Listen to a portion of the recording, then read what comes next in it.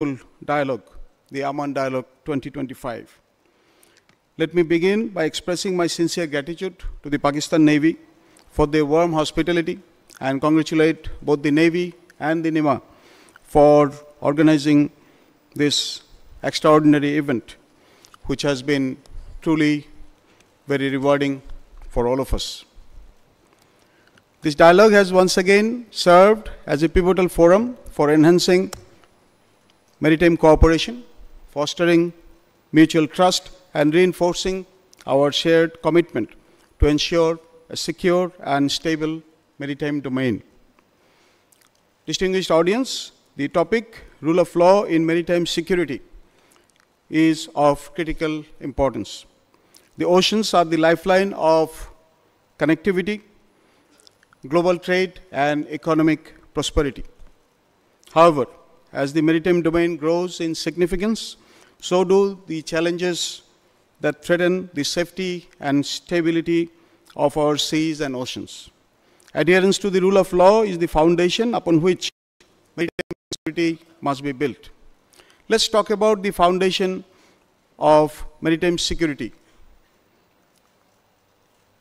The rule of law in maritime security is not merely a legal concept. It is a dire necessity, a need of the time. Without it, the seas would be vulnerable to lawlessness, uncontrolled exploitation, and there will be conflicts threatening the peace and prosperity of nations.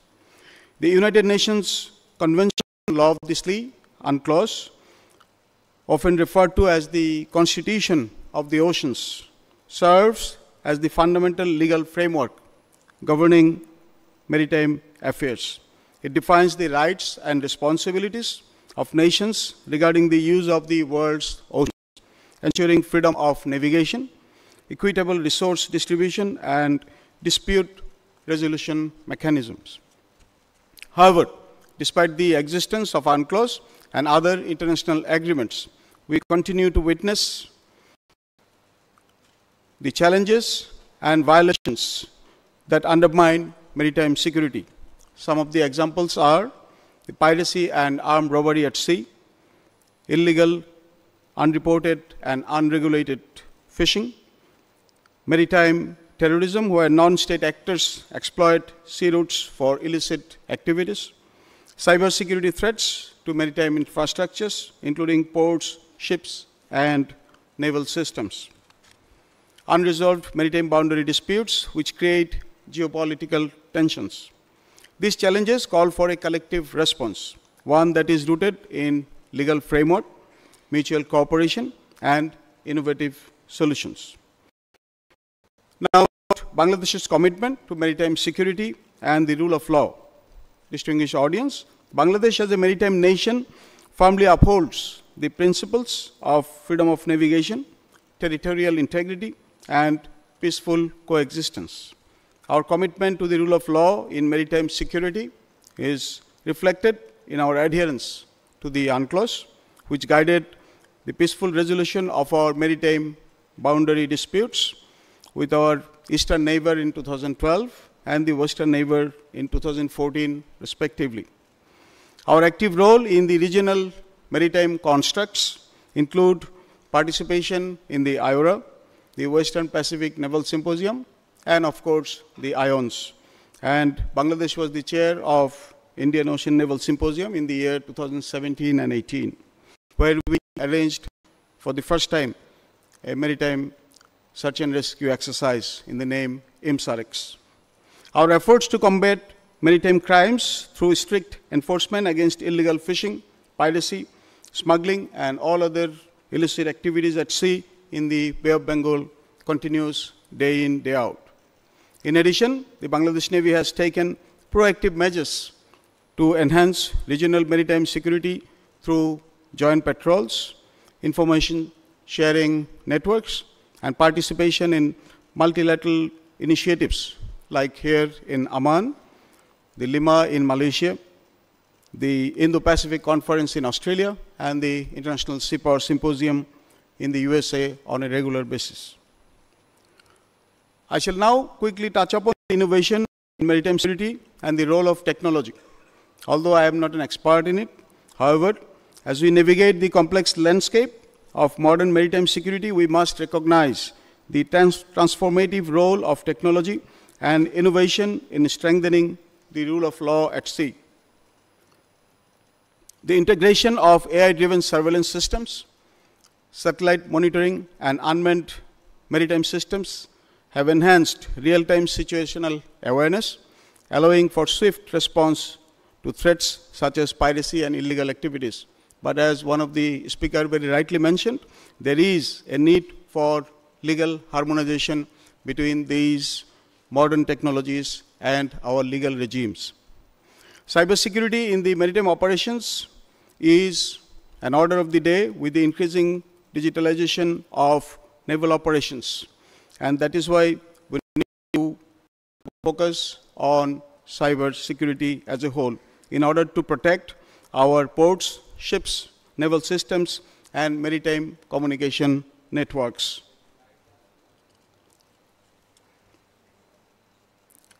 Smart and autonomous vessels and drones, the use of it is becoming more and more frequent among nations.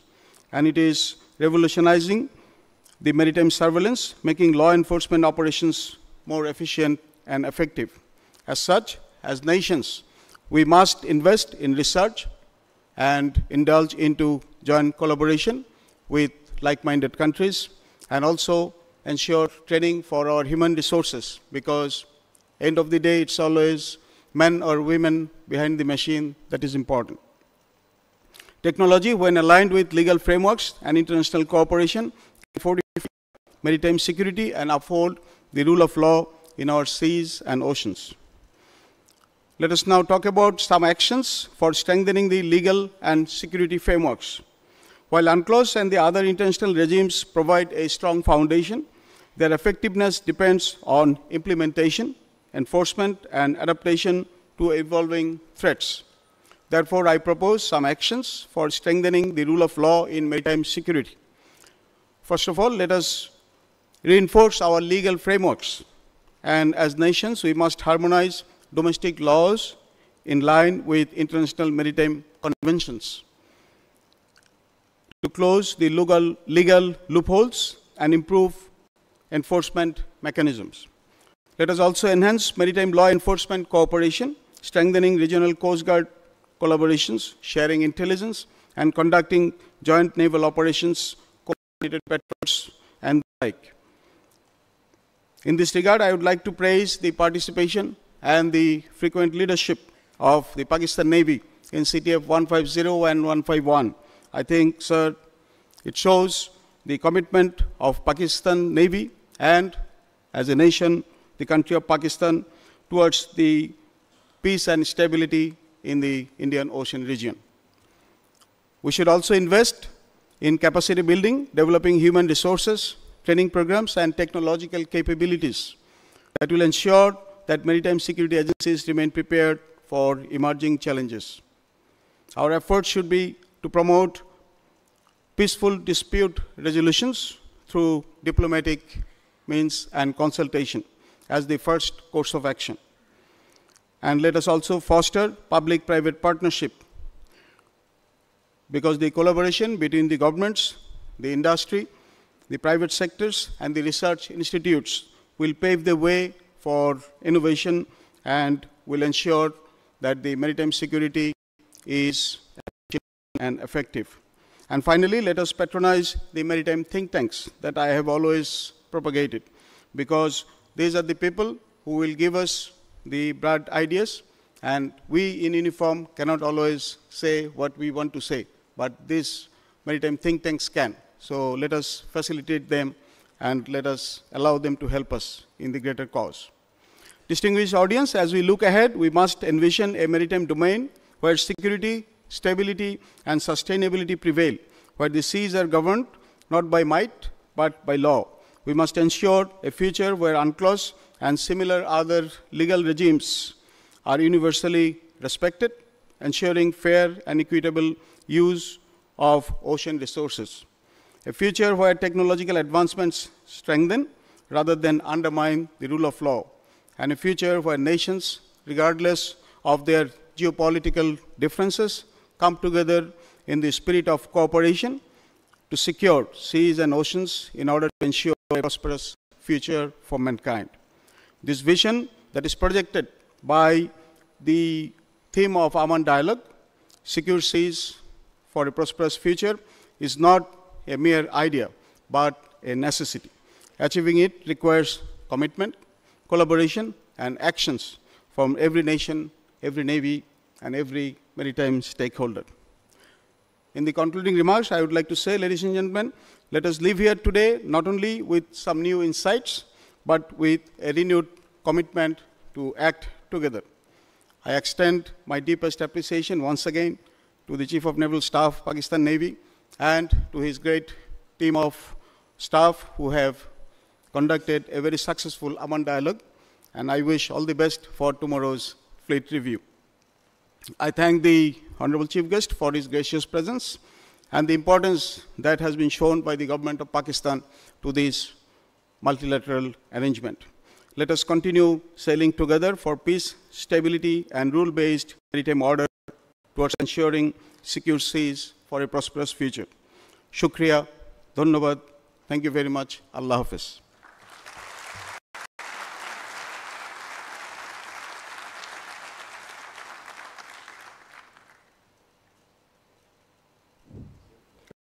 Ladies and gentlemen, now I would request Distinguished Rear Admiral Christopher Smith, Fleet Commander of the Royal Australian Navy, to speak on the topic Navies as Enablers of Economic Prosperity.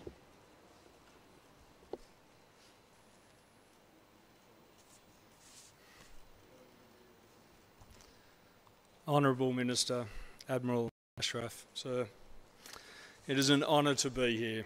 I bring greetings and best wishes from Vice Admiral Hammond, Chief of the Australian Navy, and his deepest apologies he's unable to join us in person.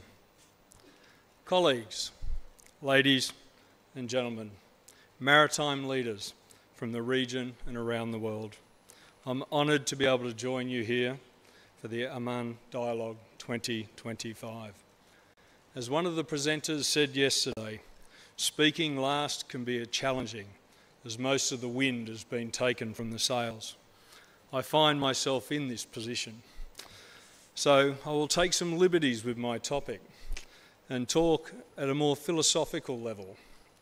Something as senior leaders I think we owe our navies and those that trust us with our shared significant responsibilities.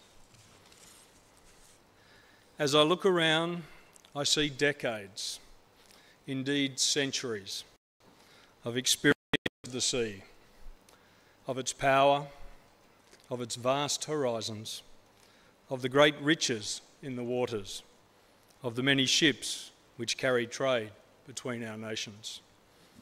As mariners, we know you cannot deceive the sea.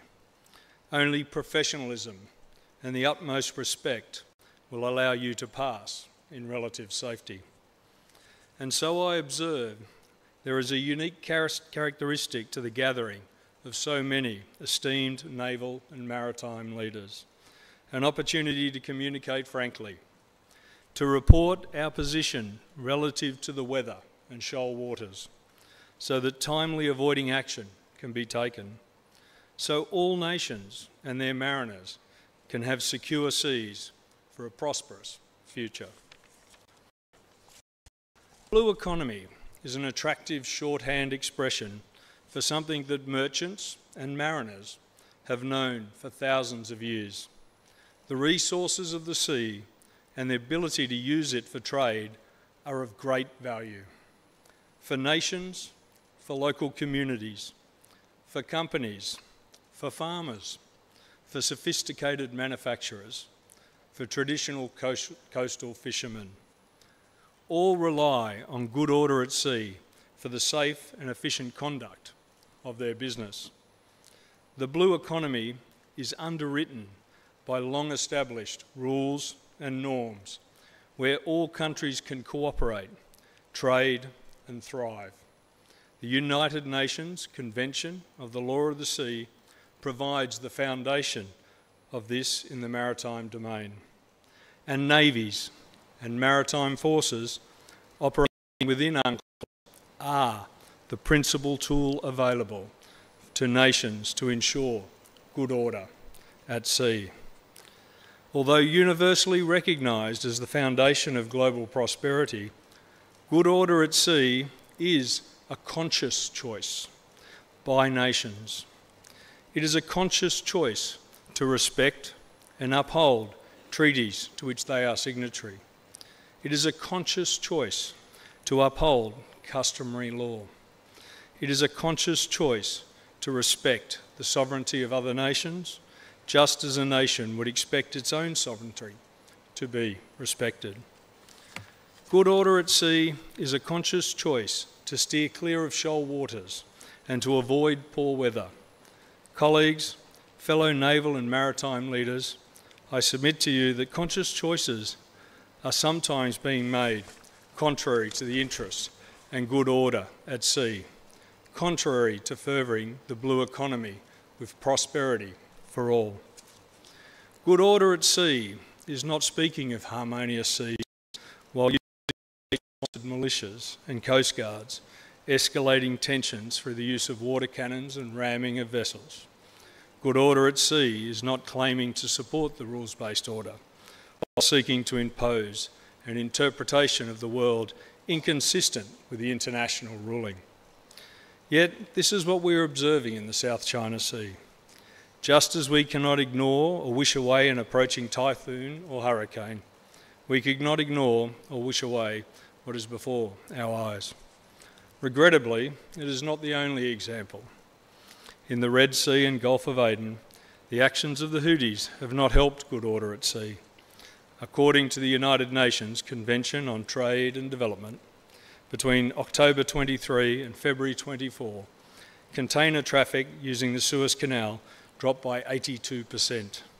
LNG prices rose, vessel speed and carbon emissions rose, insurance and shipping costs rose.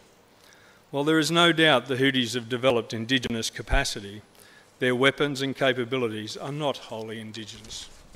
According to much open source reporting, cruise missiles of Iranian origin have been used in considerable numbers. The actions of the Houthis have hindered the international blue economy and diminished prosperity for many. The navies of many nations have worked to defend against the Houthi attacks. Others have stood to one side, and at least one has acted to assist these attacks, affecting not just trade, but the safety of mariners from many nations.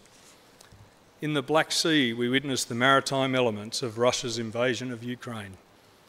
Russian use of sea mines does not appear to be in accordance with the Hague Convention or the San Marino Manual. The location of minefields has not been announced, nor given the number of reports of free-floating mines breaking loose and circulating around the Black Sea, does it appear Russia has been concerned with the safety of shipping sailing to and from Turkey, Romania, Bulgaria, Georgia and Ukraine. By contrast, it is Turkey, Romania and Bulgaria which have committed their navies to joint minesweeping missions. For some nations, blue economy is the link to national prosperity.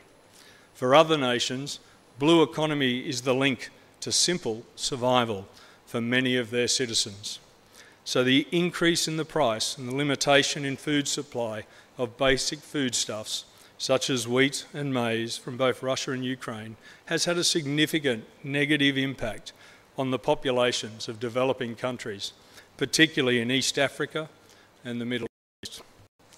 A final example of actions which diminish good order at sea are the various examples of merchant ships dragging anchors across communication cables and other seabed infrastructure, having a significant disruptive impact on the global economic system.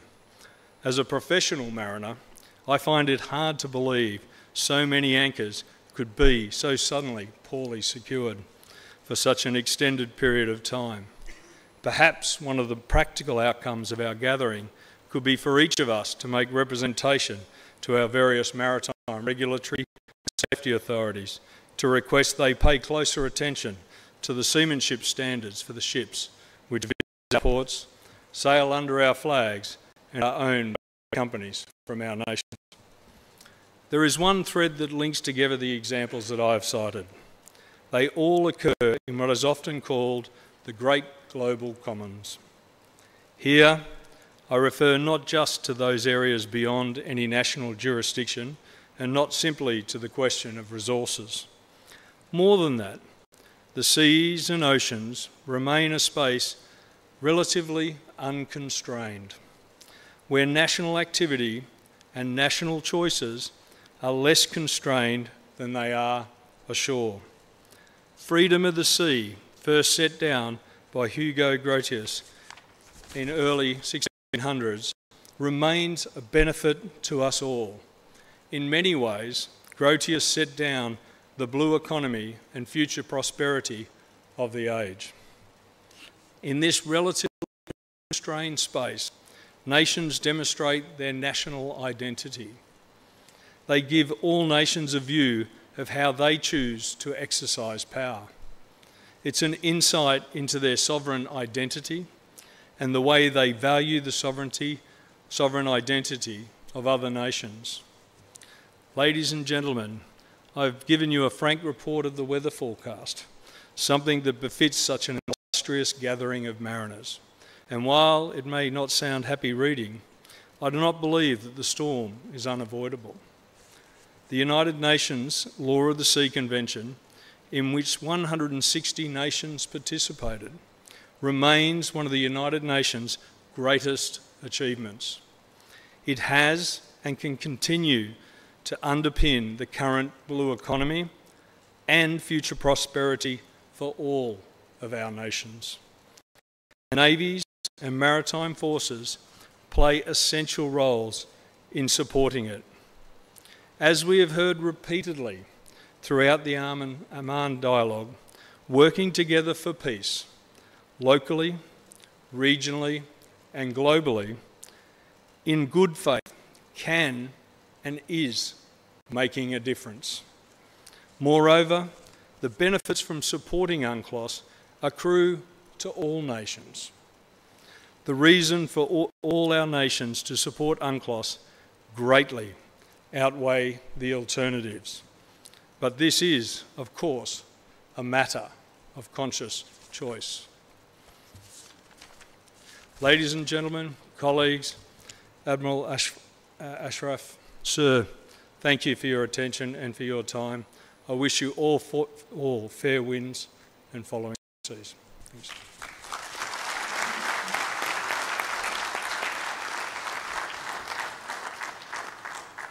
Now, I would like to invite Dr. Christian Buger to speak on the topic Geostrategic Challenges in the Indian Ocean, Securing Stability and Prosperity.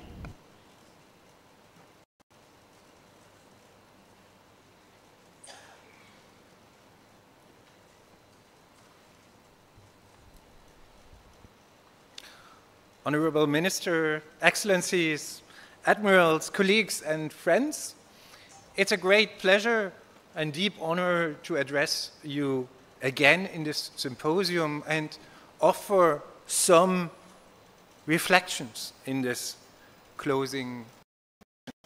It has been amazing 2 days, and I hope you all join me in thanking the Pakistani Navy for hosting us so generously together with NEMA. I was asked and invited to speak about geopolitics. Geopolitics or geostrategy and maritime security do not go easily together.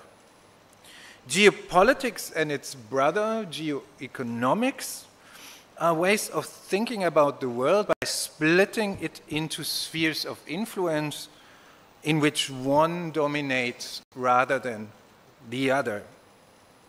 The maritime space, however, is a space of connectivity. Neither is the North Sea or the Baltic Sea a NATO lake, nor is the Indian Ocean India's ocean, nor is the South China Sea China's domain. No, we are all dependent on these seas. They belong to all of us.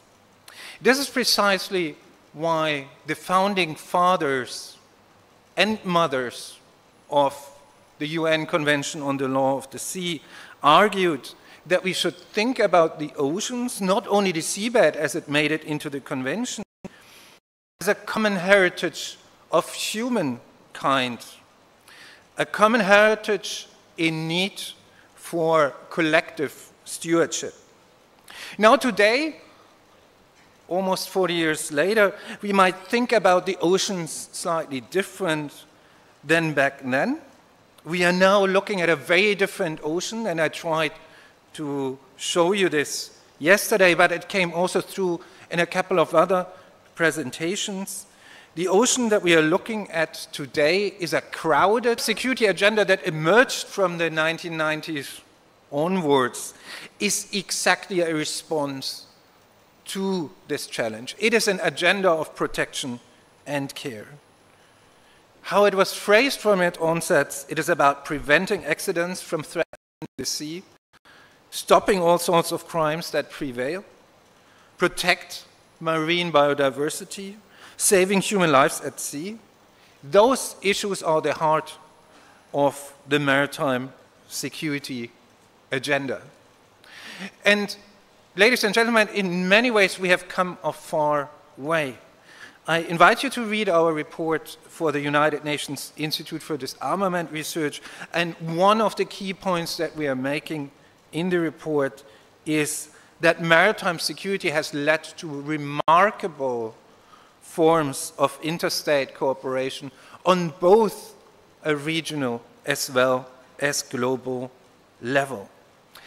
And it is quite impressive, in particular if we compare it to other areas of security, whether we are talking about information sharing, maritime domain awareness, joint maritime security operations, or capacity building, including to address challenges such as piracy. And let's not forget the impressive coalition that was assembled between 2008 and 2012, when the entire world came together to suppress Somali piracy. This is an achievement we should never let go. This is an achievement that we should never forget. However, as we argue in the report, we can do and we must do better in at least 3 different ways. First of all, as we have heard over the 2 days, there is a number of new challenges on the horizon, and also older, persistent challenges such as illegal fishing, smuggling, and piracy. It is specifically small and developing states that are heavily affected by these challenges and are struggling. They do need ongoing international support to patrol their exclusive economic zones, but also in order to work together. Think about the challenges of maritime cybersecurity, the return of naval mines as weapons, or sea level rise. These are pragmatic challenges that we need to address better. Second, there's a strong case for us to rethink our strategy of how we institutionalize maritime security governance, and that includes the United Nations system. There's a too complex patchwork of regional mechanisms that undermine efficiency. There is too much focus on informal ways of cooperation. Informality can be very good to solve problems pragmatically, but however, informal cooperation means a lack of accountability, a lack of transparency, and often a lack of sustainability. We have too many UN agencies that address maritime security in a largely unstructured manner, and in short, we need efforts to develop a global strategy for comprehensive maritime security. The third point that I'd like to make back here today is that we need to continue to improve our knowledge and evidence base for maritime security. We still lack global statistics. There's nothing like that. We have some statistics on a regional level. We do not have global trend analysis.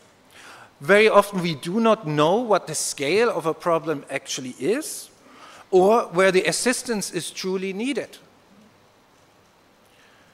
This quite obviously brings think tanks into the game, think tanks such as NEMA, but also other institutions around the region and universities. Enhancing the knowledge bases for maritime security is essential.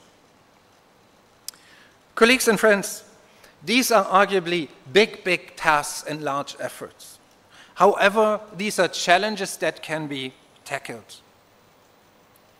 I have counted in this room 9 representatives of states that are members of the UN Security Council. 9 out of 50 here in this room.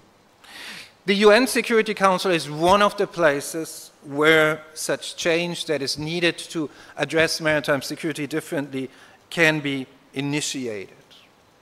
The government of Greece has already indicated that they want to put maritime security on the table of the Maritime Security Council. And I do hope they will get the support from Pakistan, but I also hope they do get the support from all the other nations here in the room that are currently in the UN Security Council, because this is a place where true change can be initiated. Dialogue is a very important place for the region, but also for a global maritime security discussion. It is an important forum to review our progress and make sure that we stay on course. But let us also all ensure that the messages of commonality and the cooperative spirit that we have heard of over the last 2 days also lead to the respective actions. After all, maritime security is no less a global responsibility to protect the ocean infrastructures that we all depend on. I thank you very much for your attention.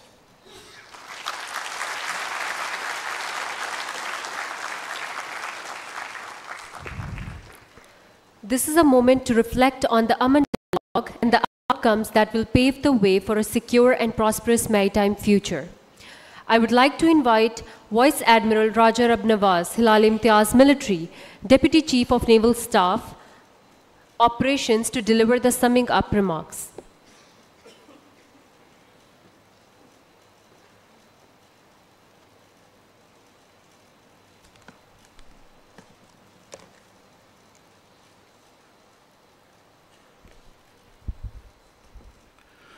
Honorable Minister for Planning, Development and Special Initiatives, distinguished guests, esteemed maritime professionals, ladies and gentlemen, Assalamu alaikum and good afternoon. It is my profound privilege to present the crux of the 2 days long Maiden AMAN dialogue, which centered around the theme Secure Seas, Prosperous Future. Practitioners and renowned academia from around the globe dilated upon a variety of issues in 8 sessions, dissecting the sub-themes of threats and challenges pertaining to maritime security, cooperation, blue economy, and emerging technologies.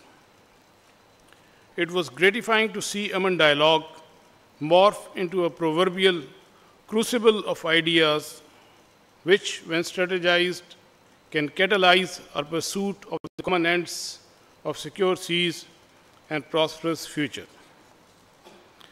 Ladies and gentlemen, there is an absolute unanimity of views about the importance of oceans and ocean-based resources and their corresponding role in human prosperity. This dependence is projected to grow further in future. To be able to benefit from seas and their resources is the objective outcome that we all vie for.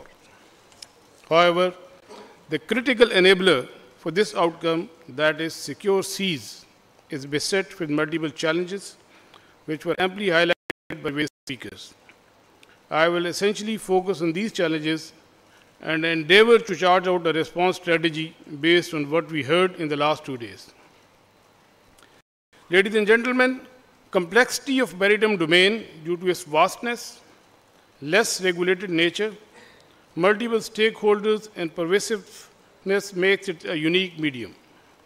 While there is a general consensus about the freedom of navigation, however, dynamics of great power competition induces securitization and hinder an all-inclusive approach towards maritime security cooperation at sea. Rapid technological advancements in the fields of artificial intelligence and unmanned systems in recent times present great potential for securing the maritime domain. However, there are attendant ethical and legal challenges. National maritime security apparatus of littoral states is increasingly being stretched due to quantum of threats. Unauthorized exploitation of undersea resources and overexploitation of marine species leading to depletion of marine stocks adversely impact food security. The gaps in international maritime legal regimes with respect to varying interpretation of ocean governance add further complexity to the issue. Overlapping territorial claims in various Indian Ocean region countries complicate the maritime security. Socio-economic and demographic pressures compound the problems, such as increase in human trafficking, narco and arms smuggling, etc. Lack of international consensus on challenges emerging due to climate change poses serious and at times existential threat to low-lying littoral states. Lack of regional cooperation and governance mechanisms is hindering a coordinated response against multifarious maritime security threats. The overarching challenge compounding the maritime security calculus is the lack of trust among nations due to a host of factors. Ladies and gentlemen, having highlighted the significant challenges impacting global maritime security and economy, I would like to dilate on response strategy. Ladies and gentlemen, cornerstone of any response strategy being conceived to counter these threats or challenges will build on trust. Building trust, a prerequisite for mitigating strategic competition and ensuring long-term peace and stability, requires significant investment in terms of time and political will to understand shared nature of threat. Key enabler to foster trust is regular and meaningful interaction through forums such as AMAN dialogue, where people can develop commonality of perspective. Through maritime diplomacy, inclusivity, and fostering relations at such gatherings, a cooperative framework that prioritizes security and peace can be defined. Common interests, common responsibilities, and common resolve for peace should keep us united to keep our seas secure. Ladies and gentlemen, the geopolitical realities are there to stay and cannot be wished away. However, non-traditional maritime threats like terrorism, maritime piracy, narco, arms and human smuggling, and illegal, unreported and unregulated fishing transcend beyond geopolitical confrontations and have the potential to profoundly impact maritime security as we have witnessed in the last 2 decades.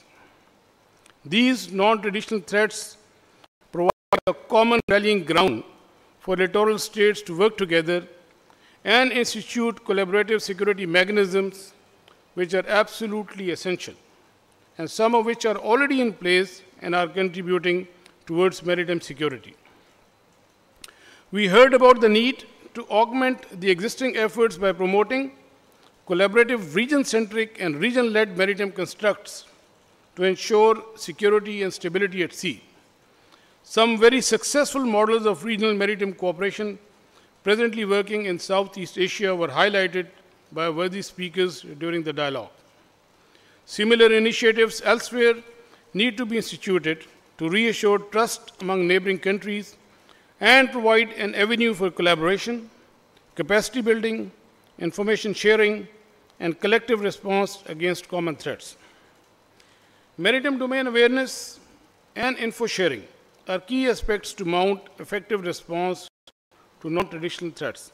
This is easier said than done, given the vast expanse of ocean areas vis-à-vis limited capacity of littoral states for effective surveillance. While emerging technology has helped bridge the gap to an extent, its access remains limited and may not necessarily be affordable in many littoral states. The solution lies in increased willingness of technologically capable nations to share technology and information and encourage greater integration amongst national information fusion centers to ensure that actionable information timely reaches to the littoral state best suited to take action. And it was really heartening to witness the willingness of senior leadership of participating navies in sharing their knowledge and experience in this critical domain, and this indeed is the way forward. Unmanned systems will continue to play increasingly prominent role in future. Therefore, laws governing their employment, both in peace and war, need to be defined by developing consensus among partner nations. Climate resilience integrated into maritime governance is essential for the sustainability of ocean ecosystems and well-being of coastal communities. Regional cooperation on maritime pollution, biodiversity conservation, and alignment with the United Nations Sustainable Development Goals is crucial for safeguarding maritime resources for our future generations. Last but not the least, ensuring protection of underwater critical infrastructure such as submarine cables, oil and gas pipelines, offshore rigs, etc., needs collective effort. Thus, a comprehensive mechanism to safeguard such vital maritime infrastructure needs to be formulated. Ladies and gentlemen, these focus areas or the cardinals of our response can be termed as the strategic outcome of this dialogue, which can serve as a stepping stone for developing consensus on dealing with the challenges discussed and leading us towards the theme of this maiden edition of AMAN Dialogue, Secure Seas and Prosperous Future. With this, I thank you all.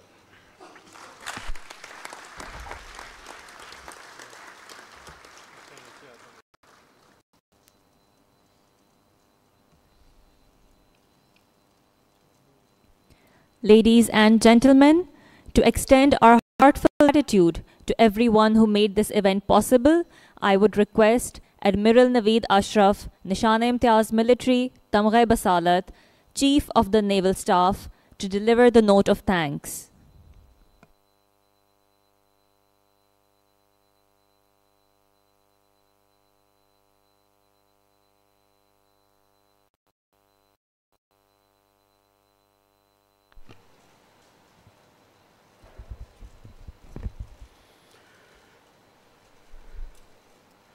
Bismillah ar-Rahman ar-Rahim. Honorable Minister for Planning, Development and Special Initiatives, Ahsan Iqbal Chaudhry, distinguished Chiefs of the Defense Forces, Chiefs of the Navies, heads and representatives of maritime organizations, worthy guests, ladies and gentlemen, Assalamu alaikum, and a very good afternoon. Honorable Minister, it is my immense pleasure and honor to welcome you to the closing session of AMAN Dialogue 2025.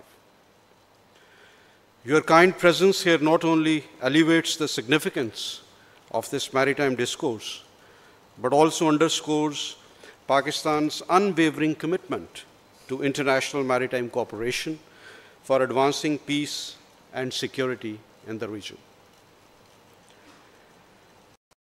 To conclude AMAN Dialogue 2025, I sincerely appreciate the insightful discussions and spirit of collaboration exhibited by delegates over the last 2 days.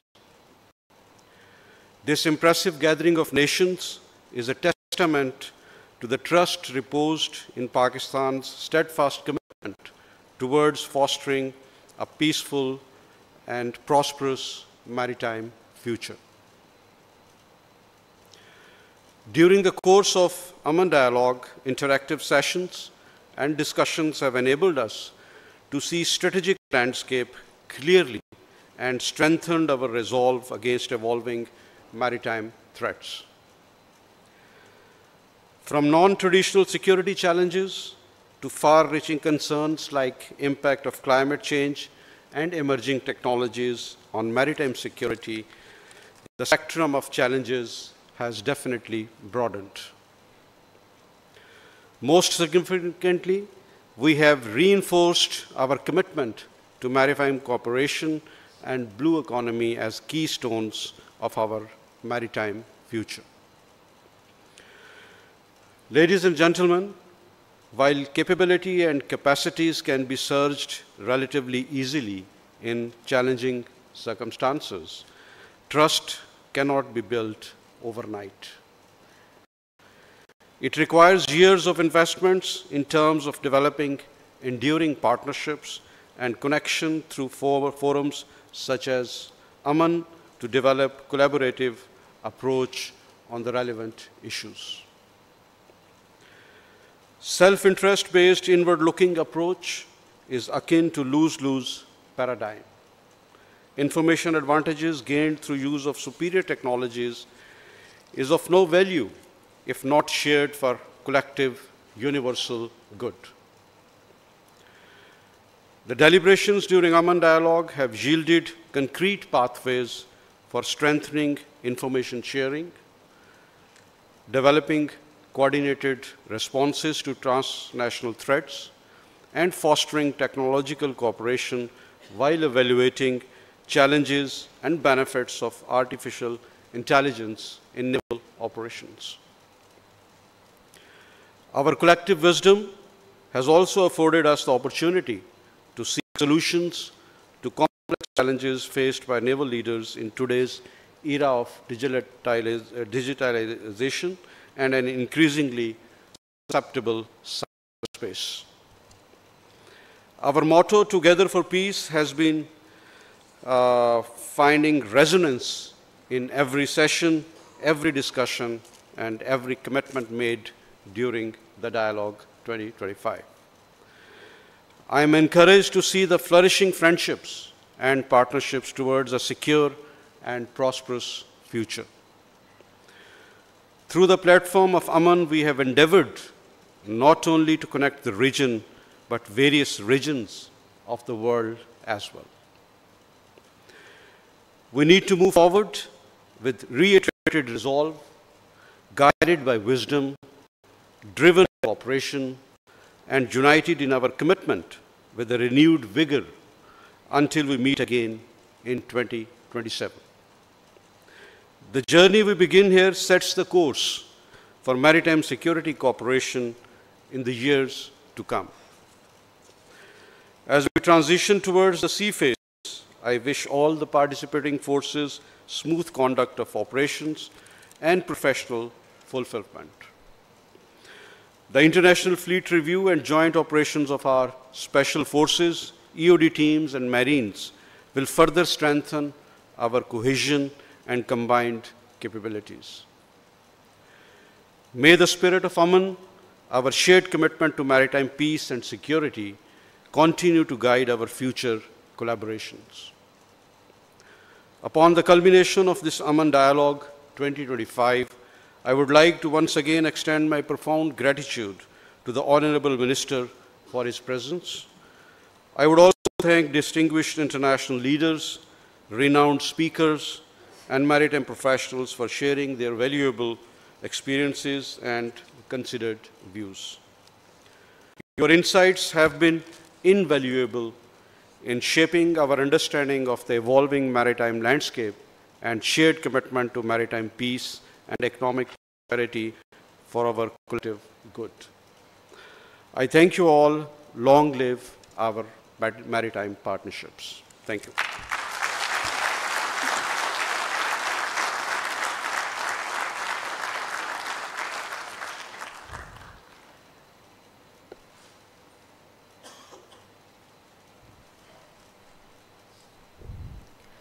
I would now like to invite Honorable Minister for Planning, Development and Special Initiatives, Ehsan Iqbal Chaudhry, for his closing remarks.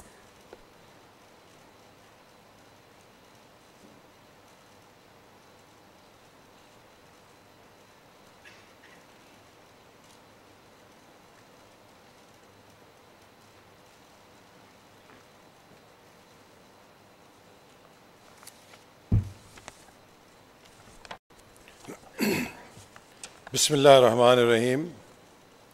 Admiral Naveed Ashraf, Chief of Naval Staff, distinguished chiefs, esteemed guests, ladies and gentlemen, Assalamu alaikum and good afternoon. It is indeed a great honor to address this esteemed gathering at the closing session of Aman Dialogue. I extend my sincere gratitude to the Chief of the Naval Staff for organizing this important forum and bringing together global naval leaders, maritime organizations, and distinguished academicians. This dialogue has reaffirmed a fundamental truth. The seas are not just vast bodies of water, they are the lifelines of global trade, security, and prosperity. Over the past 2 days, you have engaged in meaningful discussions on the challenges and opportunities that lie ahead in the maritime domain. Ladies and gentlemen, we live in a world where no nation can afford isolation. The challenges of today, security threats, economic instability, climate change, and technological disruptions transcend national boundaries. The Indian Ocean region is a global economic artery carrying 40% of the world's containerized cargo and 80% of global oil trade. Yet, rising tensions, territorial disputes, piracy, and illegal activities threaten its stability. Confrontation at sea is a recipe for economic disruption. Collaboration is the only sustainable path forward. In this era of strategic competition, we must replace division with dialogue and conflict with cooperation. The Aman Dialogue has demonstrated that when nations come together, we can forge partnerships based on trust, mutual respect, and shared prosperity. A secure maritime environment is the foundation of economic growth. Pakistan strongly advocates for a rules-based international maritime order where freedom of navigation, peaceful trade, and sustainable resource management are protected. The blue economy holds immense potential for economic transformation. The Indian Ocean is rich in marine resources, but without sustainable governance, these resources risk exploitation. We must strengthen maritime law enforcement to combat piracy and illegal fishing, develop sustainable fisheries and marine industries to boost coastal economies, enhance regional connectivity through modernized ports and shipping corridors, and invest in ocean-based renewable energy solutions for a greener future. Ladies and gentlemen, Pakistan recognizes the blue economy as a key pillar of our national development agenda, Udaan Pakistan. Under its 5 E's framework, we are prioritizing coastal development, port efficiency, and digital innovation in the maritime sector. The future of maritime security and trade is being reshaped by digitalization. Artificial intelligence, big data analytics, satellite surveillance, and smart shipping are transforming naval and maritime operations. To remain competitive and secure, maritime nations must invest in digital port management for efficiency and transparency, strengthen cybersecurity to prevent maritime cyber threats, develop AI-driven monitoring systems for real-time security tracking.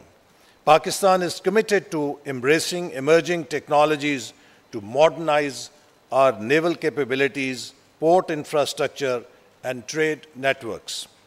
Recognizing the strategic significance of the maritime sector, Pakistan is implementing key policy reforms to modernize its ports, particularly Karachi and Gwadar, to enhance regional trade, expand our shipbuilding industry to support economic growth, develop trade corridors under CPEC linking South Asia, the Middle East, and Africa, implement climate-smart maritime policy to protect our coastal ecosystems.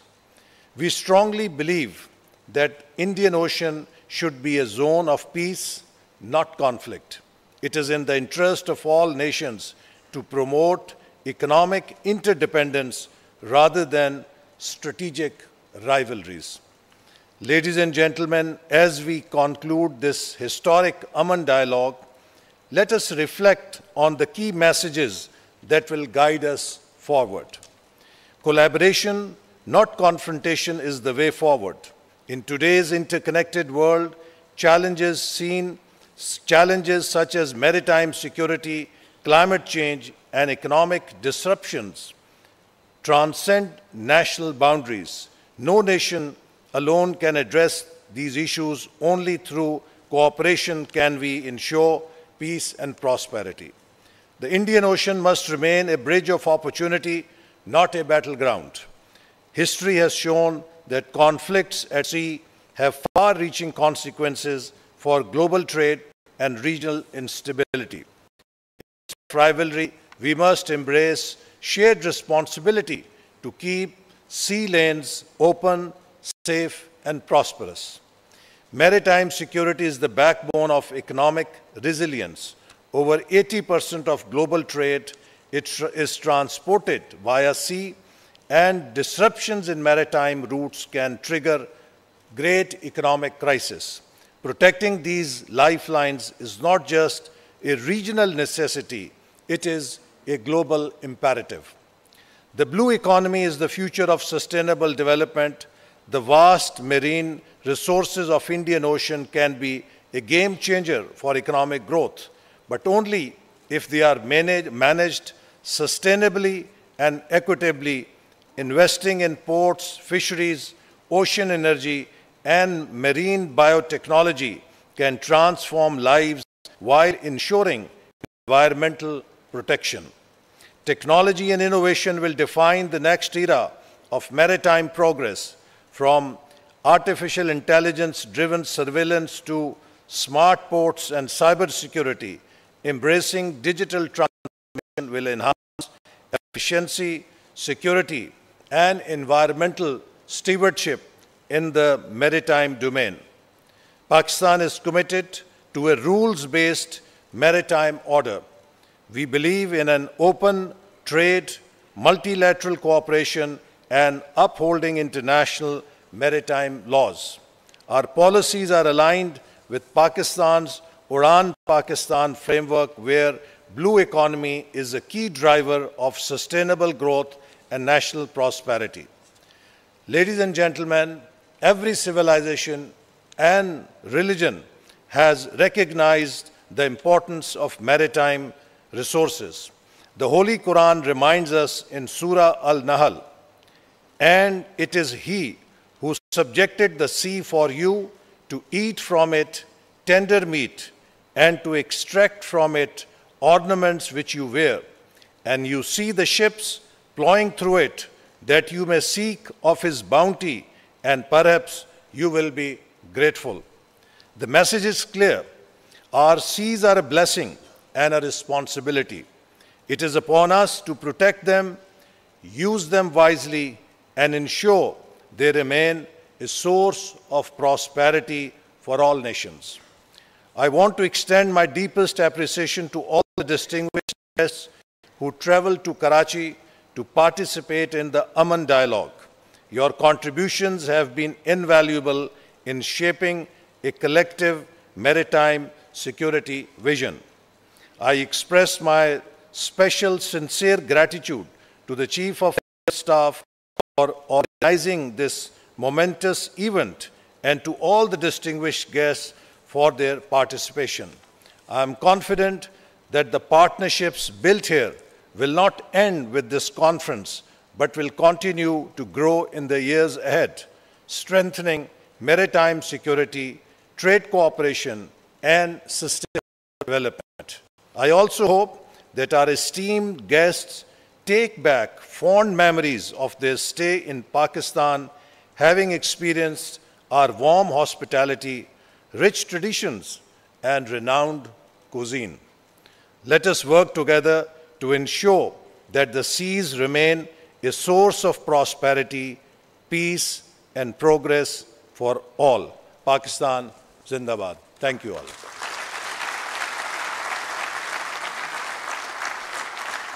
Ladies and gentlemen, this concludes the official proceeding of AMAN Dialogue 2025.